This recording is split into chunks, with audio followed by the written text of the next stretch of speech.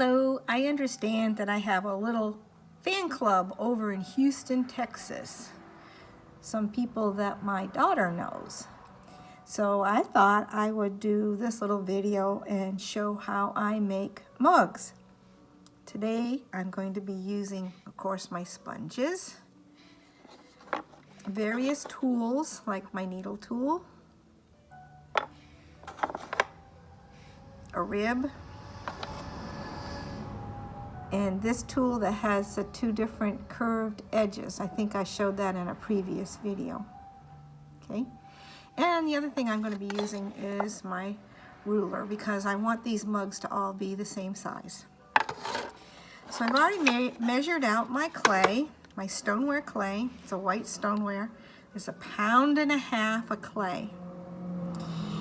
And when I was a potter up north, we would call this throwing.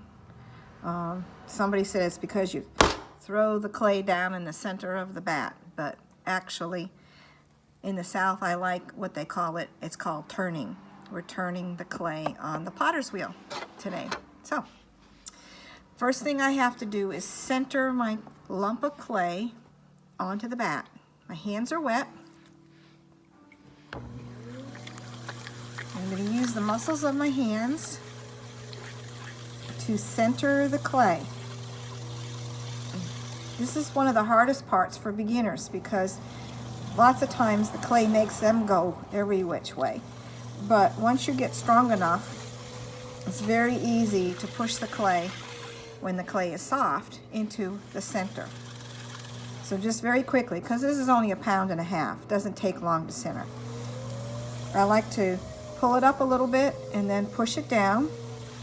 Make sure all the clay molecules are lined up, just like I talked about in another video. Then the next thing you do, you use your thumbs or your fingers, you find the center, and you're going to push down in the center. And you might want to add a little bit more water so that it becomes not so sticky. And the best thing you can do is not go all the way down to the bat, because then your mug won't have a bottom to it. So that's kind of a lesson that most beginners have to learn, is how far they can push down to still keep a bottom on their cup or their mug or their bowl.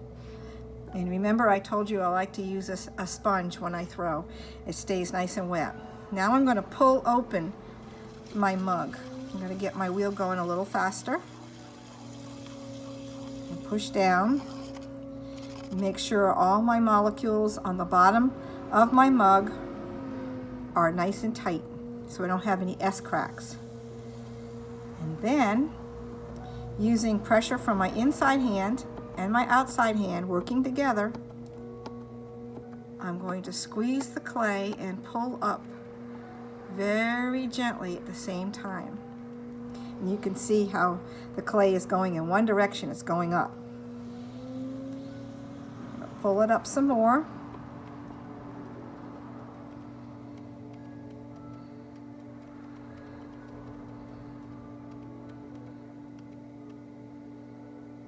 Until I get a good height. And because I've measured my clay out ahead of time, so it's just 1.5 pounds, all my mugs should be about the same. I'm going to do the same amount of throwing or turning on the wheel. Make sure I have the right height. And this is a cylinder.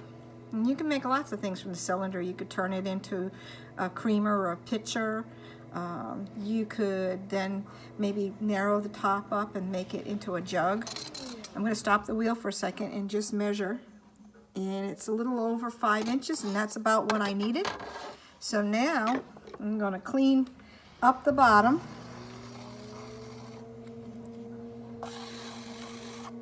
With that little slant tool that I have.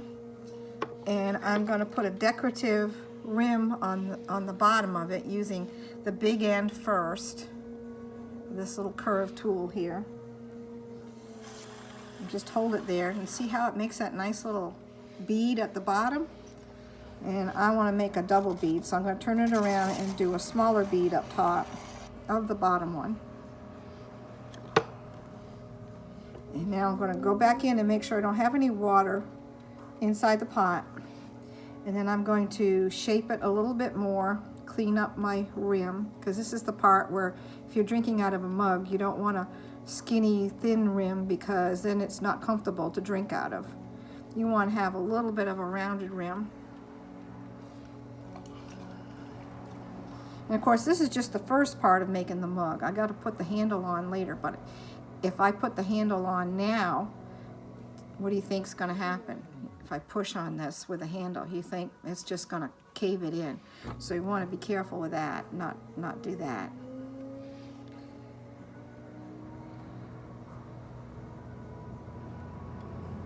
So that's a mug, real quick. And later on, I'm going to be showing how things come out of the kiln. Remember I showed about the kiln the other day? Well, I'm going to show an unloading of the kiln. So stay tuned.